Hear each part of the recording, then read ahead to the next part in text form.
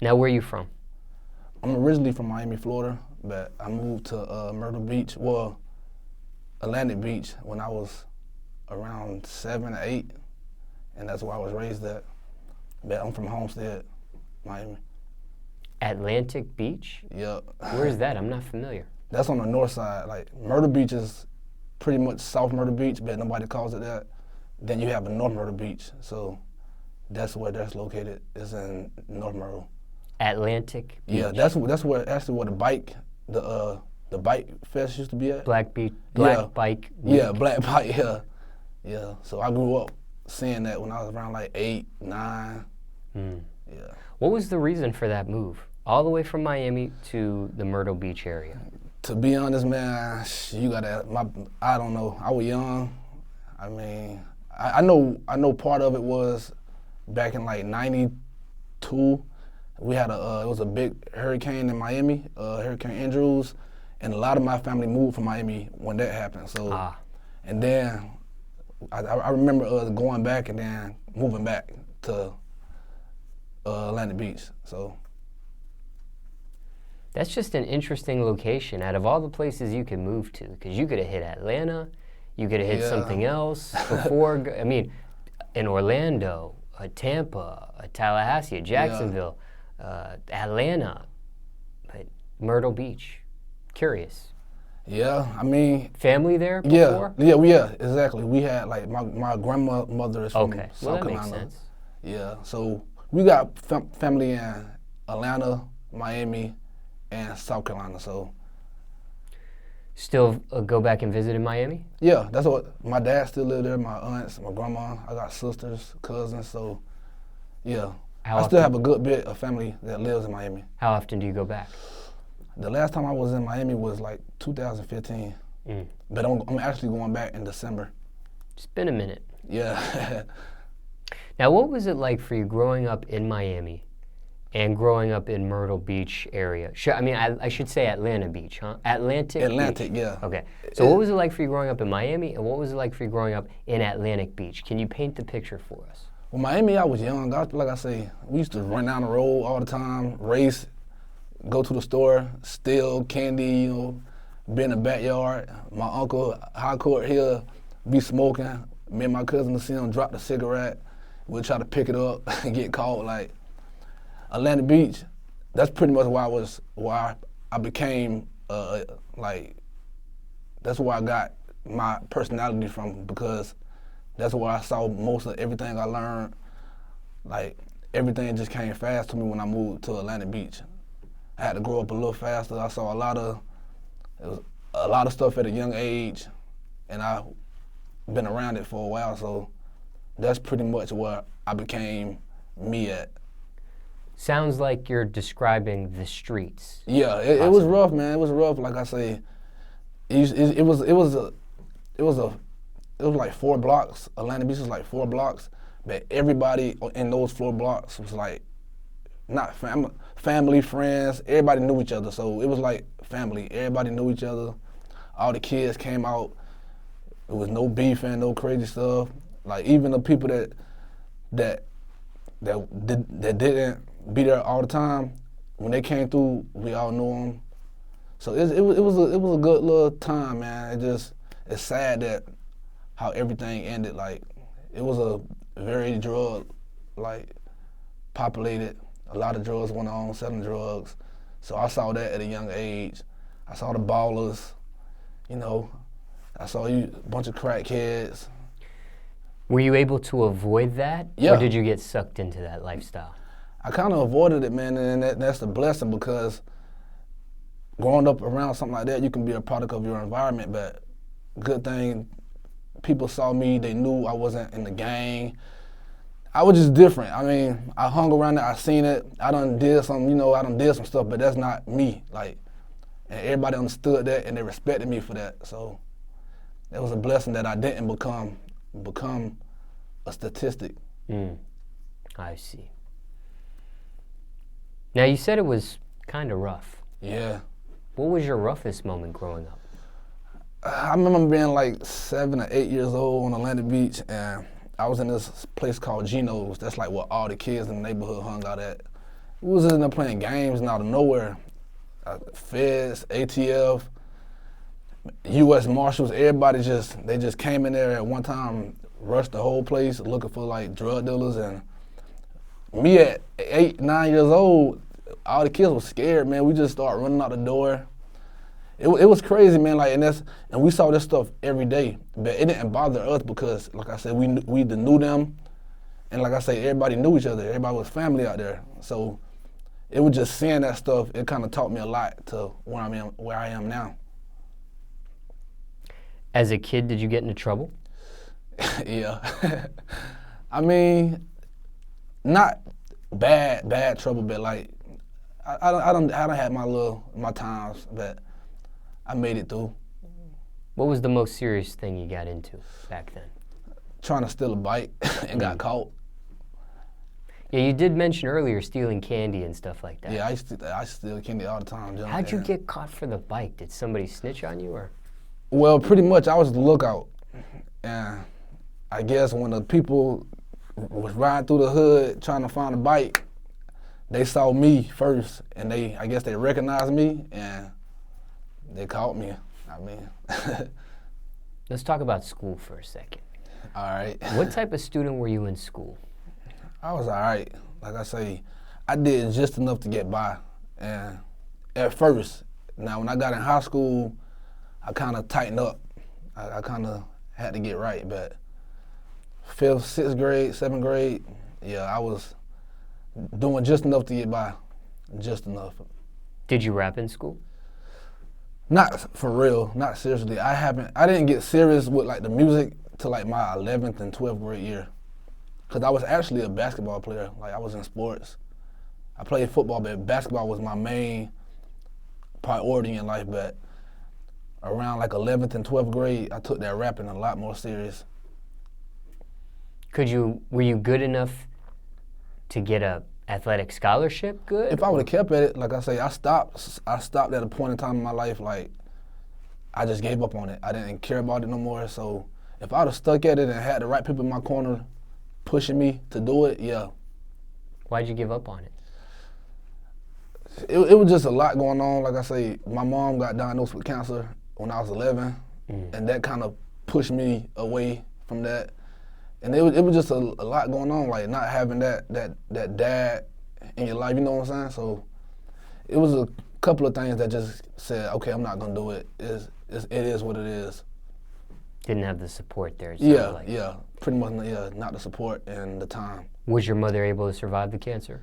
No, she passed away back in 2009. How old were you? I was 17. Yeah, young. So the cancer got her.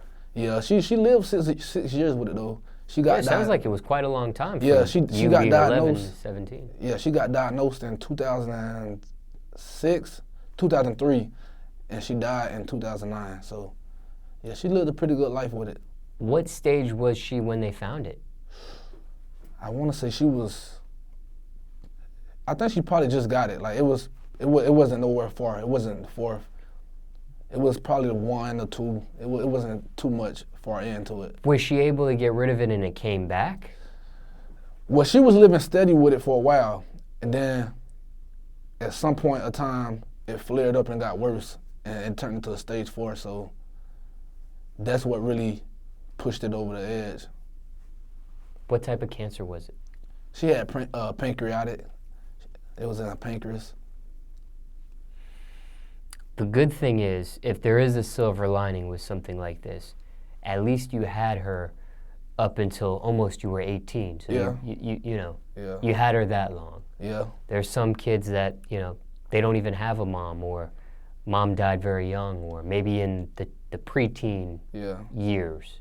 And that's the thing with me, I always try not to make excuses, because I saw her do so much with cancer. Me making excuses, nothing wrong with me, healthy, I look bad. So I don't even like using that as a crutch. I use it as motivation, if anything. So you were 11, you were in middle school when she got it. Yeah.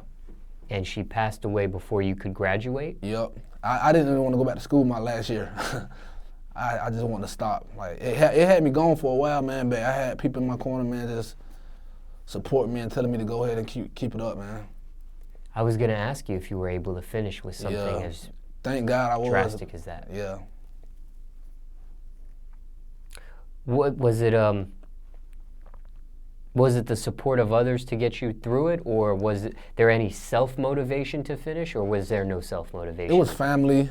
I had some pretty good teachers, friends, and yeah, I definitely had self-motivation too, because I felt like I had something to prove, and I feel like I still have something to prove. Were you with her when she passed away, or did you get a notification about it?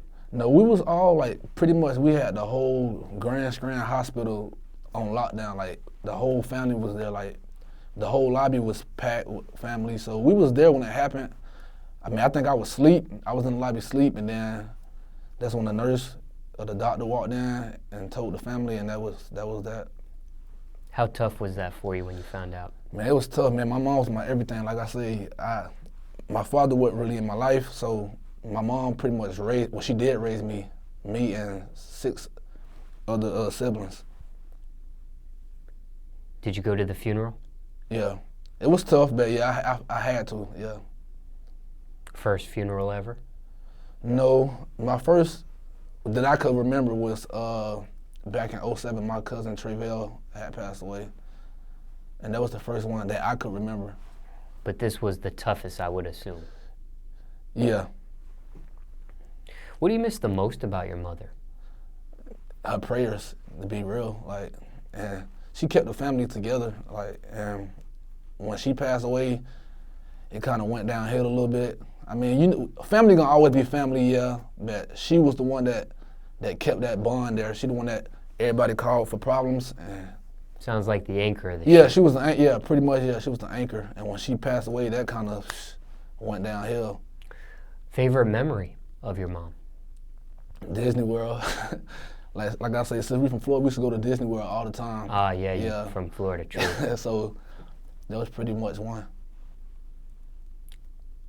Somebody watching this, let's say it's a death of a parent, death of a mother. Mm-hmm. I don't know what that feels like. Me personally, not yet. But somebody going through it, maybe this just happening.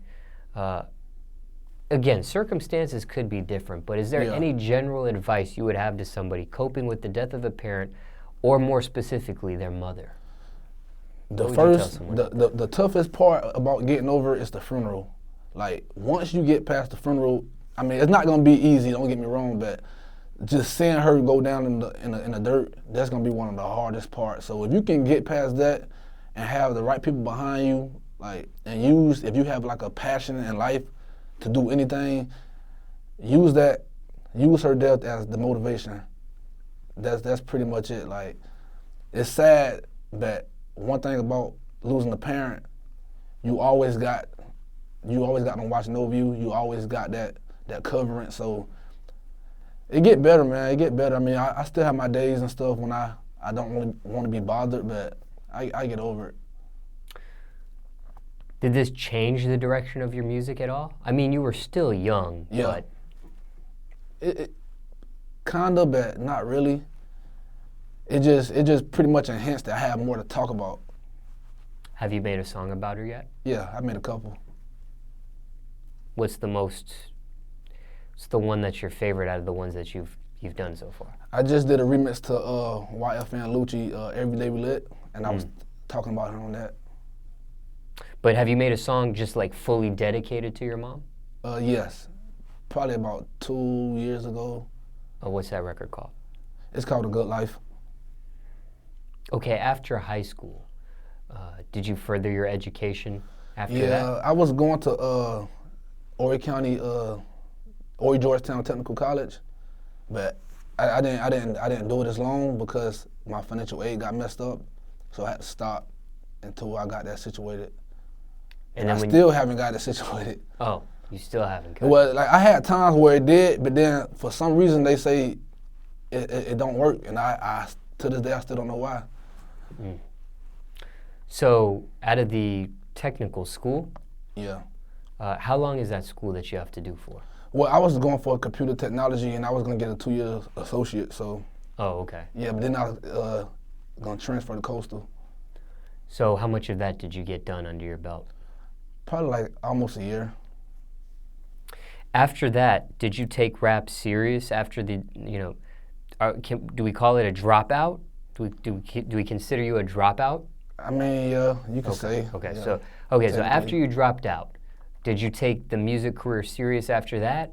Or are you doing some other things, maybe a job, I don't know if you're in the streets, and then take music serious? Or how did that all work? I was working and I was actually moving around. Like, I done stayed in so many different states. It's funny, like, so when I did stop, I got a job. I was still doing music, but I wasn't on it like I should have been. But yeah, I was still doing music. It just, I had to get everything situated before I went harder with it. And once I couldn't go to college, I kept going at it. Looking back at yourself and your life, do you wish you would have never went to the technical school? Do you wish you would have just started the rap career or took the rap career serious, I should rephrase? To be honest, yeah. After high school was over? Yeah, because now it's finally everything coming together now. Like, this year has been a good year. Like I say, I've been doing pretty much everything I want to do. So had I been started doing that and kept that my main focus, like music, I probably would have been at this point ahead of time. Now, what do you tell somebody watching this interview? And let's say it's a kid just finished high school, right? And he's got to make the next decision in his life. Let's say he has a passion for music. Doesn't necessarily have to be a rapper like yourself. Could be any position. DJ, producer, engineer, music video director, whatever the case may be. They have a passion for music. Do you tell that? And again, circumstances could be different for everybody, but generally speaking, do you tell a kid like that, go straight into the music business, career choice, music industry? Or do you tell a person if they can further their education, do that and music simultaneously? What's the advice there? I would say do both, but that's gonna be hard. But like they have music schools like Full Sail, like video, like, so I mean you can do both, but I feel like if you really love music, just do that, because you probably get sidetracked trying to do both. So if I could tell anybody, I just say if you got a passion for music, you love music, just do that. I mean, you gotta walk by faith. I mean, you gotta believe it. If you feel like you got what it takes, you gotta jump in it. You mentioned jobs. Jobs you had growing up, if any. What'd you do? I worked at Benjamin's. That's a seafood restaurant on the beach. I done did landscaping, construction, restaurants. I worked at TGI Fridays, and that was one of the worst jobs. What made that so bad? It's too crowded, man. Like, it was constantly fast paced, and then working around bike week. You get 2 pages of orders, and you gotta keep up with the whole flow, and it's just too much work for not enough money, and that kind of made me stop working there. Now, that was the worst, but any of those jobs that you mentioned tough? Construction, but I love it though. That's what I do now, and that's one of the best jobs I done had. So I like it. If had I known what I know now, I would have been jumped into it. But yeah, that's one of the best jobs I done had. Why? What makes it so good? For one, to pay and know you work it, not at your own speed, but it's just you. You got a crew.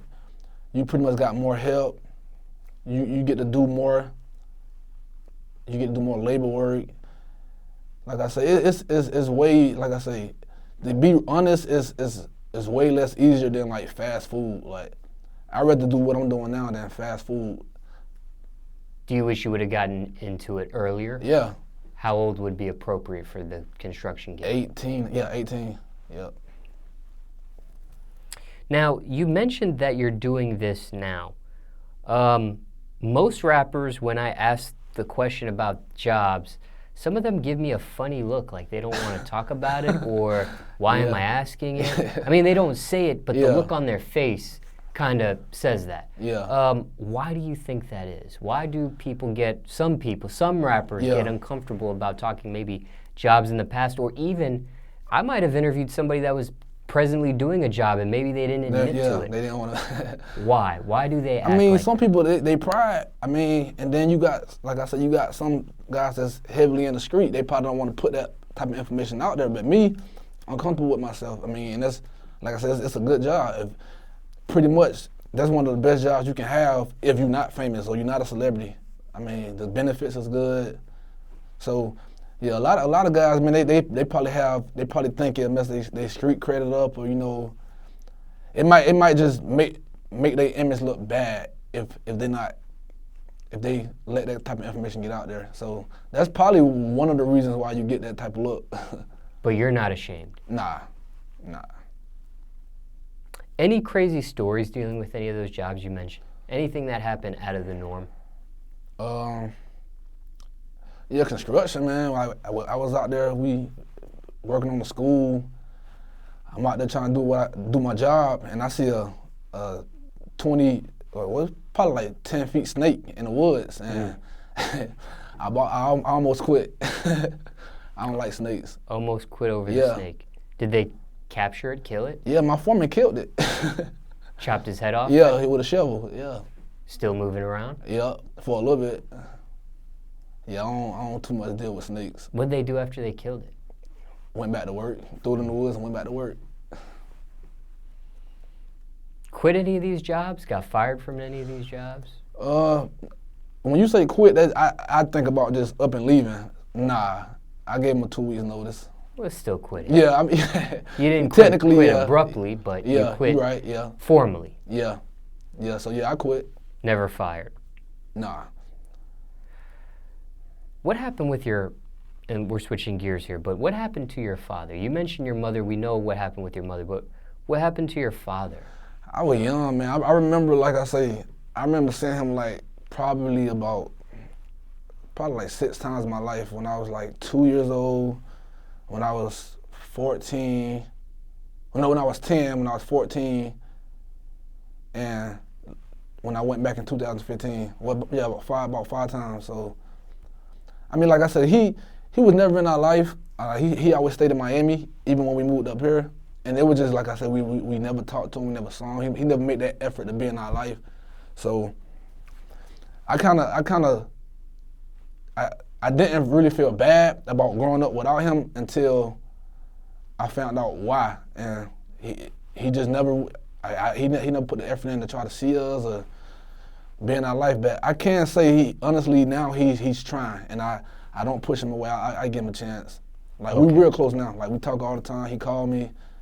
So you have a good relationship with him at this point? I won't say good. We all right. Cordial? Yeah, cordial, yeah. How young were you when they separated? Probably about 4 or 5. Yeah. Now, I know when we were talking about your basketball days in high school, you kind of quit because you didn't have, like, maybe a father figure or somebody of that nature to help you. Did you have a male figure at all in the picture? I had a stepdad. He did a lot for me, way more than my real dad. But even him, he wasn't a good provider. He was a good provider. I mean, he did, like I said, he did more. He raised me, and I respect him for that. He did his job with that. So, how's your relationship with him today? We cool. I see him, I speak to him. We all right. Okay. It sounds like you've been through some things. Yeah. You've been through some things. When it comes to your siblings, you said you had 6 other siblings? Yeah, I got 4 older sisters and 2 brothers on my mom's side. And younger brothers, older brothers? Yeah, I got one older brother. He's 31, I think, and I got one that just turned 23. So you're pretty much towards the bottom of that ladder. Yeah, I'm the middle. I see. Anybody else in your family raps aside yourself, or just and another thing about it, the reason why I really took it serious because my older brother was rapping, and he was in a group when I was 11, 12. He was in a group called the B1s, and with some guys, and I also stayed in Poplar, South Carolina. Mm-hmm. He was in a group with some other guys, and they had a group. They had a little buzz, man. The B1s, and seeing them boys do that when I was young, it kind of did make me want to do it once I got old enough to do it. Did he teach you how to rap? Did he coach you at all? With the No, rap I just used to see them boys go in the studio. I go watch them sometimes. He never really sat down with me and like we talked about it, but he used to rap for me. So if you want to say he kind of did, yeah, show me some things though. Is he still rapping today? Nah. No. Yeah. So technically, you're the only one in the family that's rapping. No, I have cousins. Like I said, my cousin EA, shout out to EA. He rap with me and stuff too. I got cousins in Florida. I got cousins here. Shout out to Fed, shout out to Kenny, shout out to my boy K Fresh, Trippy. In Atlanta, when you say here. Yeah, well, yeah, that's where my cousin Fish stayed. He rap, yeah. So you have collaborated with them on records? Yeah, well, not Fish yet. I sent him something, but he ain't hop on it yet. But Kenny, man, cousin did something. EA, he stay where I stay at, so we always do music. K Fresh, Trippy, we always do music together. So yeah. Radar. I'm sorry, I forgot to mention Radar. That's my cousin too. Are you guys more supportive of each other or more competitive of each other? I mean, it ain't no competition with me. I just do me. I mean, it's not really no, you gotta do this, you gotta do that. Now we go in the studio, we get the vibe of the song, and we all just do what we gotta do. What does your family think about your rap career? Man, it's crazy because like everybody is supporting me. Like, and that's what I've been needing for the longest. But I'm finally getting it right now. So, yeah, the family definitely support your boy. Was your mom witnessing all this music stuff from you at all before she Not passed? how it is now. Like I used to walk around the house saying little nursery rhymes and stuff, make her laugh. But how it is now, no. What do you think she would think about it right now? I think she'll be supporting me, even though like my mom was heavily in the church. Like seeing me doing what I like doing, staying out of trouble, trying to make a living, she would definitely support me. Would she be surprised? I'm trying to see, cause like I say, she know I got talent. She probably how far I came, and where she saw me at to now, yeah. What about your stepdad or your real dad? I don't think he know I rap. Who? Which one? My stepdad. Oh. My real dad, no. Yeah. Has he had a chance to hear your music? He'll go on Facebook. He'll go on Facebook like when he get around my aunts and stuff. Like they'll show him and whatever. But yeah, I think he saw a couple videos. Mm. Now your family supporting you. Did they support this right away, or did they have to warm up? No, it took a while, man. And like I said, I love y'all family. I love y'all, but yeah, it took a while. And like that's kind of what I needed. I needed that whole family casting behind me, like pushing me, like let me know they got me if I fall. And I never really had that until now. What was the turning point for the support? December of last year to now. That's when I really turned up with the music and the videos and all that. I see. So maybe the consistency that they're seeing? Yeah, and that was my main thing too. Like I had made a goal for myself in 2017, like consistent. I gotta work hard. I gotta do what I wasn't doing the previous years. Cause I kind of took a break, the beginning of 2016, a little bit of 2015. I took a little break. I moved to Charlotte. I wasn't really doing too much with it. I mean, I throw something out every now and again, but December of 2016, that's when I first turned back up. Why the break? I was thinking about giving up on it again, man. It was just, like I say, it's no support, no, like I say, even in your own city, growing up in the area, and you feel the hate. It was a couple of things, not having nobody to put nothing behind me like money. So it was a couple of reasons now, but I'm at the point now where I can pretty much do it myself. So that's why I'm going so hard. Sounds like you were discouraged at that time. Yeah. Families had a chance to see you perform? Yeah, a couple of them, not all. I had some of my aunts come to some of my shows, cousins. What's the reaction been? I mean, I really don't like cussing around my family, but when it's in the song, I got to. So I was gonna ask you that too. But they don't say nothing, like, so I really don't even know. They just go along with it. Is it awkward? For me, it is, yeah. Now, we spoke about a variety of subjects in regards to your upbringing, but overall speaking, what's your message to the youth? What would you tell them today? Man, just stay focused. Like, there's so much going on in the world today, man, especially with all the political aspect of everything. Like, it's just pretty much, man, you got to learn stuff for you, man. You got to, don't try to be nothing you're not. Be yourself, stay in your lane. And pretty much, man, just do what you got to do to get that money, man. Stay in school, yeah, main thing is stay in school. Whatever you got a goal set for yourself, do it. Because now it's getting crazy out there, man, with all the race stuff going on and all the shootings and the killings and stuff, man. Like I said, I just lost my homeboy, Lil Ratchet, RP to Lil Ratchet. And it just, he used to rap with me too. Like, so, it's pretty much, man, like I say, when you got something good, man, you got to stay away from the dumb stuff, man. Stay away from that. Just be who you are, man. When you try to go in different lanes and follow the leader, just stay in your lane and do what you got to do.